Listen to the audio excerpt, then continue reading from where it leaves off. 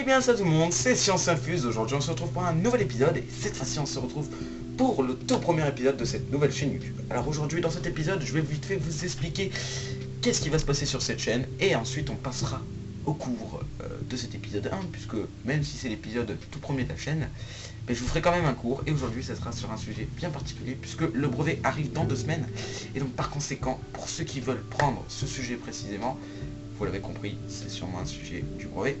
Et donc, il vous aidera beaucoup. Donc, j'espère que ça vous aidera. Et en tout cas, cette introduction est maintenant terminée. Donc, me revoilà. Donc, c'est très simple. Aujourd'hui, je vais vous expliquer qu'est-ce qu'on va faire sur cette chaîne. Alors, j'ose un peu la voix, mais vous l'entendrez normalement. C'est parce que ma DS n'a pas non plus... Parce que oui, je filme avec ma DS puisque ma caméra est en réparation. Petit pins. Donc, je filme avec ma DS. Et donc, le son n'est pas trop bien capté. Donc, j'ai mis de la musique d'ambiance derrière.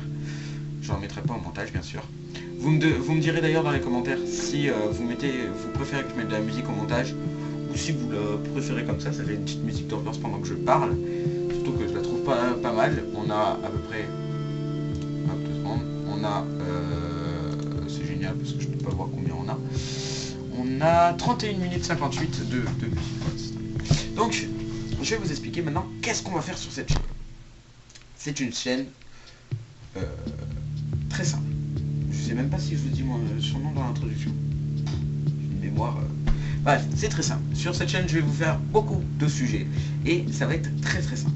Vous allez m'envoyer sur mon compte Twitter que je vais créer dans à peine dans 5 minutes. Enfin, non, pas dans 5 minutes, mais après la vidéo. Je vais tout simplement créer un compte Twitter où vous m'enverrez vos sujets sur lesquels vous voulez que je travaille et que je vais faire en vidéo. Ou tout simplement des photos d'exercice que vous voulez que j'essaie de réaliser. Et qu'une fois que je les ai réalisés, je les refais de zéro. Mais en vidéo, je vais tout vous expliquer. Comme ça, ça aidera ceux qui ont déjà cet exercice ou qui n'ont pas compris le thème de l'exercice. Ou par exemple, même s'ils n'ont pas cet exercice, qu'ils comprennent un minimum le thème sur lequel ils reposent. Et au moins, la personne qui me l'aura envoyé se reconnaîtra, bien sûr, hein, on peut se le dire. Elle aura son exercice de fait, elle aura tout compris. Et elle pourra, à la limite, maintenant qu'elle a compris, au lieu de prendre directement la réponse que j'aurai envoyée en photo Twitter juste après le post de la vidéo, elle aura tout simplement, elle pourra avoir le choix si elle veut essayer de le refaire, puisqu'elle aura maintenant compris comment se procède cet exercice. Donc les sujets, ça va être très défini ou indéfini, puisque c'est pas précisément ce que vous m'envoyez, je ne sais pas précisément ce que vous allez m'envoyer dans le futur. Des choses dans mon décor, c'est marrant. Bref, donc je disais, on va avoir plusieurs sujets que vous allez m'envoyer. Donc ça sera sûrement des sujets de rédaction, de matière, mais en tout cas d'un travail d'école ou de collège ou autre, et que je vous aiderai à comprendre en vidéo. Alors les vidéos ne seront pas, comment dire, elles n'auront pas plutôt une enveloppe entre guillemets au niveau du temps. Elles ne seront pas régulières au niveau du temps. Ça peut être 30 minutes ou 10 minutes suivant le sujet qu'il sera. Donc ça peut même durer 1 heure. Je me laisse 1 heure ou 2 heures maximum. Si au bout de 2 heures je n'ai pas terminé, c'est très simple, je ferai une première partie et la deuxième partie je la posterai aussi. Ou alors je ferai un montage, je vous mettrai les deux, mais du coup ça vous laissera vous reposer 3 heures sur un écran. Ou alors ce que je peux couper, je couperai la vidéo au bout d'1 heure. Au pire, ce que je vais me dire, et je vais le décider avec vous, ce que je ferai, c'est qu'au bout d'1 heure, j'arrêterai la vidéo, je ferai une entracte.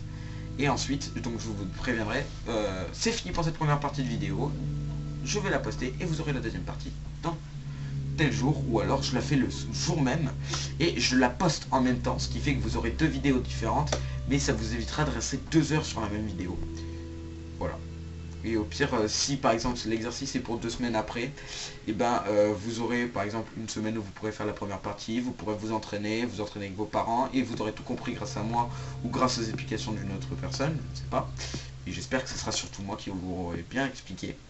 Et au moins, comment dire, si vous avez après la flemme de continuer l'exercice, vous savez que le deuxième épisode est déjà sorti, donc quand vous serez d'humeur à travailler, vous aurez déjà la deuxième partie de l'exercice qui sera expliquée et terminée, et donc vous pourrez la regarder et continuer votre exercice.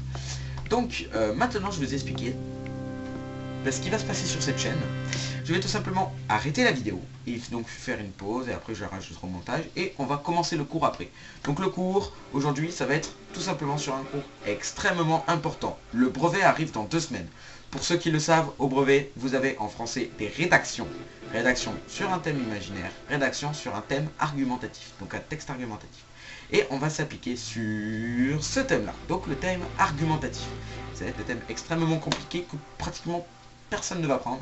Mais personnellement, moi j'ai décidé de le prendre. Et donc c'est pour ça que je vais m'entraîner. Si je ne le prends pas, c'est que l'énoncé sera trop compliqué à comprendre. Mais je pense que je devrais y arriver parce qu'il paraît que le sujet a déjà été fait en brevet. Et étant donné que ça va être mon 2e fois que je passe mon brevet national, puisque j'ai redoublé ma 3e. Peut-être une chance de... Bon, bref, ce que je veux dire, c'est que je vais vous expliquer le texte argumentatif aujourd'hui. Et donc, par conséquent, je vais arrêter la vidéo là, parce que je fais plusieurs vidéos sur ma DS. 10 minutes max. C'est vraiment chiant. Vivement que je récupère ma caméra. Donc, en tout cas, moi, je vous dis à tout de suite, les amis. Et on se retrouve pour le cours dans 30 secondes. Et salut. Alors, ça fait déjà 3 fois que je dis salut dans cette vidéo. Bref. Donc, comme je vous l'ai expliqué juste avant, nous allons voir le texte argumentatif. Donc le texte argumentatif, beaucoup de gens vont penser que c'est « Oh mon Dieu, c'est compliqué, je ne peux pas comprendre ça, il faut que je prenne absolument le texte imaginaire. » Eh ben non, moi je vous le conseille pas.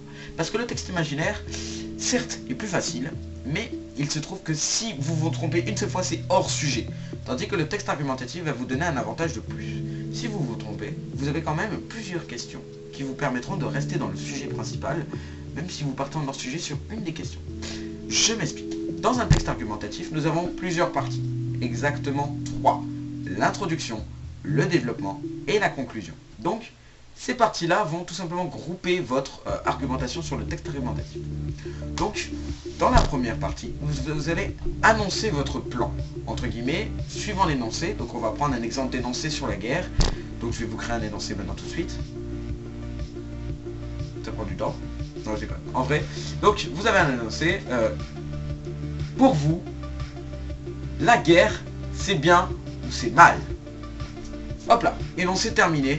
Et là, derrière, on vous dit, vous rédigerez un texte argumentatif sur ce sujet précis.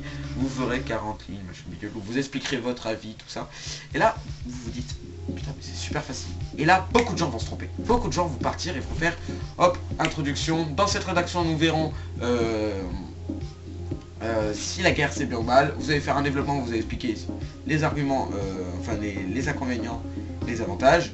Enfin première partie avantage, deuxième partie inconvénient, et ensuite vous donnerez votre avis. Et c'est pas ce qu'il faut faire. D'abord, il va falloir définir ce qu'est la guerre dans la première partie. Donc, première question. Donc, texte, je vais noter sur un... J'allais noter sur un cahier imaginaire, mais... Le cahier n'apparaît pas. Et étant donné que je ne peux pas faire en montage, je ne peux pas faire apparaître une feuille avec marqué les trucs. Donc c'est pas grave. Ou alors à la limite, j'essaierai de vous faire passer un fichier PowerPoint. Non, j'ai compté. Comme je vais très bien vous expliquer, vous n'aurez pas de problème. Donc, c'est très simple. Introduction, vous allez tout simplement poser la question. La guerre, c'est bien ou c'est mal? Point d'interrogation. Et là, vous allez mettre un point virgule. Vous n'allez pas finir votre... Oh, ça bouge. Vous n'allez pas finir votre introduction comme ça. Pas du tout. Une fois que vous avez cette question, vous allez tout simplement mettre une seconde question. Donc, qu'est-ce que la guerre? Et une troisième question. Quels sont les avantages et les inconvénients de la guerre? Et donc, une fois que vous avez instauré ces 3 questions, le correcteur ou le lecteur, qui dans cette rédaction va être pris pour un con, on peut se le dire, puisque le correcteur, et souvent les profs vont vous dire, imaginez-vous que je suis con, que je suis bête, et que je ne comprenne rien. Il va falloir que vous m'expliquiez en détail ce qu'est tel truc ou tel sujet, machin milieu. Et donc là, vous vous dites, on va prendre cet exemple. Donc on va dire que le prof ou le correcteur, entre guillemets, va être con. Et on va devoir lui expliquer d'abord ce qu'est la guerre, en ces détails. Mais c'est très simple. Dans l'introduction, vous avez marqué maintenant vos 3 questions sur quoi votre rédaction, donc le sujet de votre rédaction, sur quoi ça va porter. Et donc maintenant, désolé je suis un peu enrhumé, maintenant il faut que vous vous disiez que tout simplement, comment dire, maintenant que vous avez défini ceci, et bien vous allez dire, dans cette rédaction, nous verrons et nous répondrons à ces 3 questions, et en fin de rédaction, nous donnerons notre avis, et ensuite nous ouvrirons sur une nouvelle question autour de ce sujet. Voilà, terminé. Vous dites ça, et là c'est parti. Vous marquez, dans la première partie, nous verrons, tac, tac, tac, tac, tac, tac, tac. Et là, sautez une ligne. Non, non. Je me trompe moi-même. Une fois que vous avez dit ce que je vous ai dit juste avant, et enfin nous donnons notre image milieu, vous sautez une ligne et là vous allez dire, dans cette première partie, nous allons voir ce qu'est la guerre. Et donc dans cette première partie, vous allez définir ce qu'est la guerre. Non, vous n'allez pas recopier la définition mot pour mot du dictionnaire. Non, non, non, non. Il ne faut surtout pas faire. Pourquoi? Parce que le correcteur, limite, il va se dire, putain, il m'a recopié la définition, c'est un branleur en fait, c'est un feignasse, il ne voulait pas répondre. Donc par conséquent, limite vous marquez, allez voir dans le dictionnaire, il va voir dans le dictionnaire, et c'est ce que c'est la guerre, et c'est bon, on n'en parle plus, il passe à la conclusion. Deuxième partie, parce que d'abord vous devez expliquer autre chose. Donc il ne faut pas faire ça. Il va falloir tout simplement que vous expliquiez, que vous donniez une définition correcte et assez détaillée de la guerre, mais avec vos propres mots. En gros, vous pouvez prendre un dictionnaire à côté de vous, prendre la définition de la guerre, la noter sur un brouillon, et essayer de la reformuler avec des mots en rajoutant un peu plus de détails qui vont pouvoir argumenter votre propos et donner plus d'exemples. Et une fois que vous aurez fait ça, vous pourrez donner un exemple de guerre. N'importe laquelle. Guerre du Vietnam, guerre de 14-18, donc Première Guerre mondiale, Seconde Guerre mondiale, les croisades, qui était une guerre très vieille. Et tout ça, les guerres d'anéantissement, on parlera surtout des guerres qu'il y a eu en Pologne, tout ça, lors de la Seconde Guerre mondiale, tout ça.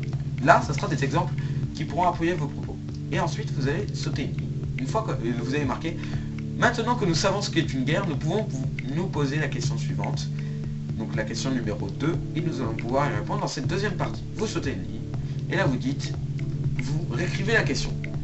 Là vous marquez, donc la question c'était quels sont les inconvénients, non, quels sont les avantages et les inconvénients de la guerre.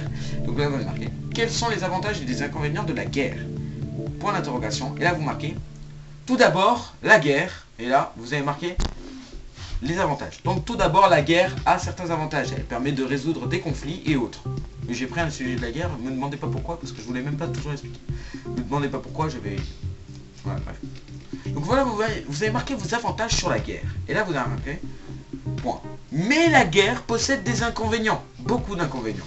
Elle fait des millions de morts, tout ça, vous avez marqué vos inconvénients. Et ensuite vous avez marqué deux exemples.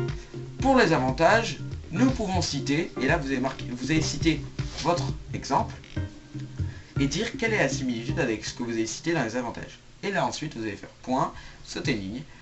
Enfin pas vous sautez une ligne comme ça, non, non, vous passez à la ligne en dessous, donc vous allez à la ligne suivante. Vous marquez pour les inconvénients, nous pouvons citer, donc vous faites la même phrase mais vous changez les inconvénients. Vous allez citer votre exemple et vous allez donner les points communs avec les inconvénients que vous avez cités. Et une fois que vous avez fait ça, vous allez dans la conclusion. Donc c'est-à-dire vous allez sauter une ligne. Et là vous marquez. Arrivé au début de cette conclusion, nous pouvons récapituler que la guerre est tout simplement, tac tac tac, vous réexpliquez la guerre, mais sans les détails, juste un résumé de ce qu'est la guerre. Et ensuite vous allez dire un résumé des avantages et des inconvénients. Bon, je parle vite. Un résumé des avantages et des inconvénients. Donc c'est au moins vous allez pouvoir redéfinir la guerre et pouvoir rafraîchir les souvenirs au lecteur que vous avez fait. Parce que vous avez parlé de la première partie et de la seconde, mais là vous êtes à la troisième, c'est-à-dire la conclusion. Et le mec, il va falloir qu'il se rappelle votre plan, votre première partie, votre seconde partie. Donc c'est pour ça que vous allez devoir récapituler, qui va permettre au lecteur de se sentir porté, de se sentir aidé à comprendre votre rédaction, et qui va tout simplement l'aider encore plus à comprendre le sujet. Une fois que vous avez fini de récapituler, vous allez dire, maintenant que nous savons ce qu'est la guerre et que nous l'avons défini parfaitement dans tous ses moindres recoins, je peux maintenant donner mon avis. La guerre, c'est bien ou c'est mal. Et là, vous allez donner votre avis. Vous marquez pas la guerre, c'est bien ou c'est mal. Vous marquez la guerre, c'est mal. Ou alors, vous marquez la guerre, c'est bien. Et vous allez donner vos raisons et vos avis. Ensuite, vous pouvez donner un argument et un exemple qui pourront argumenter vos propos. Ça, c'est même obligatoire. Si vous ne le faites pas, ça vous enlèvera des points. Et une fois que vous avez fait ça, c'est terminé. Pas totalement, en vrai. En vrai, vous allez devoir ouvrir le sujet, c'est-à-dire ouvrir la question. Vous allez tout simplement dire... Une fois, donc, vous donnez votre avis, et là vous avez marqué, maintenant que je vous ai donné votre avis, on peut se poser... non, maintenant, putain, je sais plus parler. Maintenant que j'ai donné mon avis, et que je vous ai défini tout simplement ce qu'est la guerre, et je vous ai expliqué ses moindres recoins, nous pouvons nous poser la question suivante. Et là vous allez mettre une question qui frôle, mais vraiment, à la limite, à la frontière du hors-sujet. Pourquoi ? Parce que grâce à cette question, vous allez pouvoir ouvrir, parce qu'un texte argumentatif, ça a l'avantage de ne jamais se terminer. Vous parlez de ce sujet-là, et la dernière question qui frôle de leur sujet va permettre de lancer une deuxième rédaction, qui va lancer une rédaction, et ainsi de suite. Et donc là, vous allez frôler leur sujet pour dire... Donc, nous pouvons nous poser la question suivante. Vous allez poser votre question en rapport avec la guerre, donc toujours sur le sujet de la guerre, mais à ça du hors-sujet, donc vraiment limite, et qui va permettre d'ouvrir une nouvelle rédaction sur ce sujet précis de la guerre et sur le sujet de votre question. Maintenant vous allez faire une rédaction de texte argumentatif. Je vais tout simplement arrêter la vidéo parce que nous sommes à 9 minutes et je vais vous faire une seconde vidéo, enfin toujours dans le même truc, et je vais vous récapituler qu'est-ce qu'un texte argumentatif. Et ensuite je vous parlerai. Donc je disais, maintenant que j'ai terminé, je vais vous faire une récapitulation.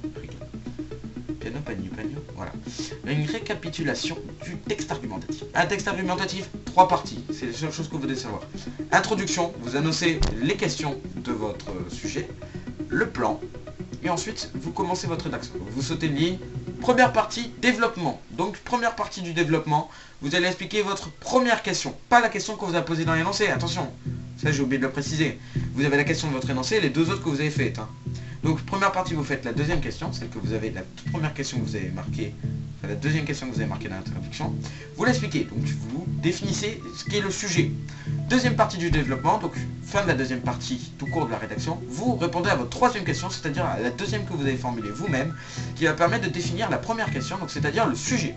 Et dans la conclusion, vous allez faire une récapitulation, donner votre avis s'il est demandé, répondre à la première question que vous avez eue, donc la question de l'énoncé, et ouvrir le sujet, donc on peut enlever l'avis parce que c'est pas sûr qu'il y ait, et ouvrir le sujet, ouvrir la question en utilisant leur sujet sur le même thème.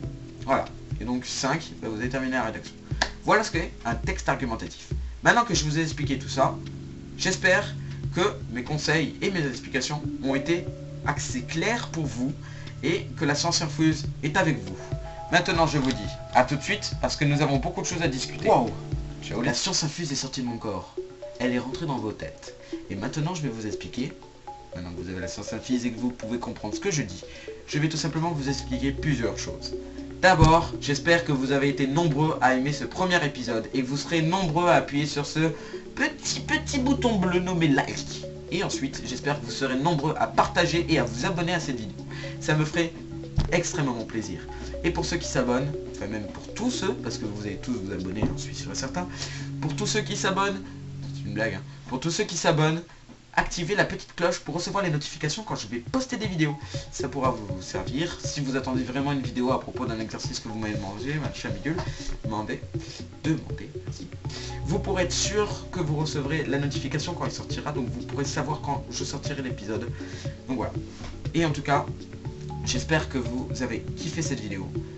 Lâchez un like, abonnez-vous, partagez cette vidéo à vos amis et s'ils ne comprennent pas le sujet que je viens d'expliquer ou un sujet que j'expliquerai dans une prochaine vidéo, montrez-leur leur vidéo ou donnez-leur le lien ou expliquez-leur, ah va voir ce youtubeur, il a fait une grosse